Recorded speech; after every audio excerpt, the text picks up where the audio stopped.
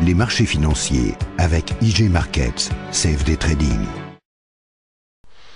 Bonjour, c'est Gilles du site boursicoté.com. Voici l'analyse technique des principales paires de devises du marché Forex, ainsi que l'analyse technique de l'or et du pétrole pour les matières premières. Nous sommes le jeudi 25 août 2011 et aujourd'hui sur l'euro-dollar, bien finalement, contrairement à ce qui était attendu, nous avons eu une cassure du support haussier sur l'euro-dollar puisqu'on attendait ici une possible cassure de la résistance légèrement baissière qui était un peu plus moyen terme. Mais finalement, c'est ce support qui a cassé. On avait déjà eu une petite attaque ici et des attaques qui se sont multipliées sur la séance d'hier. Et bien après une petite cassure qui a tenté une réintégration dans la matinée, et bien l'euro-dollar est donc sorti de cette phase en allant rejoindre directement l'objectif que j'avais donné sur la vidéo d'hier, puisque j'avais donné en cas de cassure du support haussier un retour brutal sur les 1,4350 et donc c'est tout à fait ce qui est arrivé. Donc là on est en train de rebondir sur cette zone. Si on peut revenir chercher ici, on a une zone d'overlap possible entre 1,4390 et 1,44 qui pourrait confirmer la baisse pour venir chercher l'objectif final des 1,4280 qui lui là nous avons un support plus important que le support intermédiaire que nous avons sur les 1,4350. donc là on est en train de changer la tendance, on voit le RSI et le stochastique commençait à s'infléchir hier, il confirme sa course baissière aujourd'hui. On a donc les indicateurs qui sont en train de passer légèrement dans phase négative, donc qui devra accompagner cette tendance dans sa continuité baissière. Et donc dans le cas d'un rebond, si on veut jouer la continuité ici, on peut venir shorter entre 1,4390 et 1,44 pour tenter un possible overlap très court terme et chercher l'objectif ici sur les 1,4280. Sur le câble, donc paire livre sterling contre dollar américain, hier nous avions tracé donc un possible objectif qui correspondait à un été. Alors je vous avais dit que je n'y croyais pas trop, comme quoi des fois on peut se tromper et il faut plus souvent croire aux bougies que vraiment à son impression. On a vu qu'on avait tracé cet objectif, l'objectif donc final qui se situait à 1,6250, et bien on y est presque, puisqu'avec un plus bas ici sur la zone des 1,6262 à 12 pips de l'objectif, on peut dire que l'objectif de figure est quasiment atteint. Donc bon, je pense pas que vous ayez pris ce signal, puisque déjà hier quand je vous l'ai signalé il était trop tard, on avait cassé depuis un petit moment. Enfin pour ceux qui ont eu la bonne idée par exemple de venir shorter sur la zone des 1,64, puisqu'on avait ici une résistance, on est quasiment là venu la chercher pour jouer la continuité. Bon c'était bien vu, ça c'est pas un signal que j'avais donné, mais je sais que certains d'entre vous jouent ce genre de signal, donc c'était bien joué. Donc au niveau de la tendance, là on ne parle plus du tout d'une reprise de tendance haussière puisqu'on vient réintégrer le range. Alors le mouvement, quand on écarte un petit peu, est assez bizarre, puisque là ici on sortait un petit peu d'une tendance légèrement haussière, on est venu zigzaguer là dans un range, on a une fausse sortie baissière suivie d'une fausse sortie haussière avec donc la figure ici que l'on voit bien, et là on réintègre. Donc vous voyez que l'objectif est vraiment pas loin du bas de l'ancien range, donc maintenant il faudra vraiment voir où est-ce qu'on va, mais là on confirme quelque part une tendance neutre, puisque on est sorti d'un plus bas en allant marquer un nouveau plus bas, puis on marque un nouveau plus haut, et ensuite on vient entre les deux. Donc là maintenant, par rapport à ce plus haut et à ce plus bas que nous avons là, si on venait à dépasser une de ces bornes, on aurait un signal de tendance qui se dégagerait pour définir un petit peu une tendance, je dirais un peu plus moyen terme, puisque là d'un point de vue court terme on est clairement baissier. Alors attention au stochastique ici qui vient se poser déjà en zone de survente, le RSI qui vient de rebondir sous l'impulsion ici de cette grande bougie. On a le MACD qui nous donne encore une petite dynamique baissière. On peut avoir ici un rebond technique, donc pourquoi pas sur les 1,6350 avant de jouer la continuité baissière. Et si on revenait à 1,6350 d'ailleurs et qu'on repassait à la baisse, certainement que le support ici des 1,6230 serait cassé assez facilement. Donc attention là, toujours en phase baissière, on est un peu survendu, donc là c'est un peu tard pour prendre le mouvement. On peut attendre un retour sur les 1,6350 pour la continuité de la baisse, et on a une zone d'invalidation au-dessus de 1,64.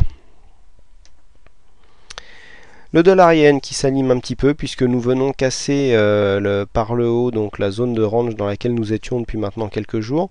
Les 77 ont été cassés hier soir. On est venu directement rejoindre la résistance suivante à 77,50. Donc un mouvement haussier qui est en train de se mettre en route. On voit bien au niveau du MACD qui reprend de la tendance. Les bandes de Bollinger qui sont en train de s'écarter, qui signalent donc un regain de volatilité, puisque je rappelle que les bandes de Bollinger sont ni plus ni moins que le calcul autour d'une moyenne mobile. Ici une moyenne mobile 20 jours d'un écart type. Ici on prend l'écart type, on le multiplie par 2, on le reporte donc des deux côtés de la résistance et on a les bandes de Bollinger. Et donc là on voit que si les bandes de Bollinger s'écartent, c'est que l'écart type donc qui sert à calculer l'écartement des bandes est en train de s'écarter, ce qui correspond à un regain de volatilité. Donc regain de volatilité ici sur le dollar yen, et donc qui nous ouvre un petit peu une tendance haussière. Donc l'écartement des bandes de Bollinger nous montre que c'est un début de tendance. Alors attention au RSI qui vient ici en surachat, stochastique qui est en train de croiser sa ligne de signal en zone de surachat aussi. Pour l'instant pas de signal de retournement au niveau du MACD, donc pareil, on aurait pu prendre ici sur une phase de cassure des 77 pour les rejoindre 77,50. Vu qu'on était en range, c'était pas un signal facile à jouer. Personnellement, je ne l'ai pas pris. Mais bon, là, il faut voir si maintenant, avec un retour sur les 77, on rebondit pour venir confirmer ce début de tendance. Rien n'est encore fait. Mais voilà, par exemple, pour jouer la tendance, on peut très bien venir ici sur les 77. Attention, on a un point d'invalidation qui est loin, à 76,47. Donc si on prend le signal ici pour jouer un rebond, attention, puisque là on est quasiment sur un objectif, donc sur un ratio gain-risque de 1 pour 1, puisqu'on a un objectif de 50 pips, plus si on joue la continuité, mais là on peut venir financer le stop à 77,50. Au moins ça nous permet en cas de double top, si cette résistance ici fait vraiment son effet, de financer pour un éventuel retour sur la 76,50. Et par contre si on casse, eh bien on pourra jouer la continuité du mouvement, si toutefois continuité il y avait.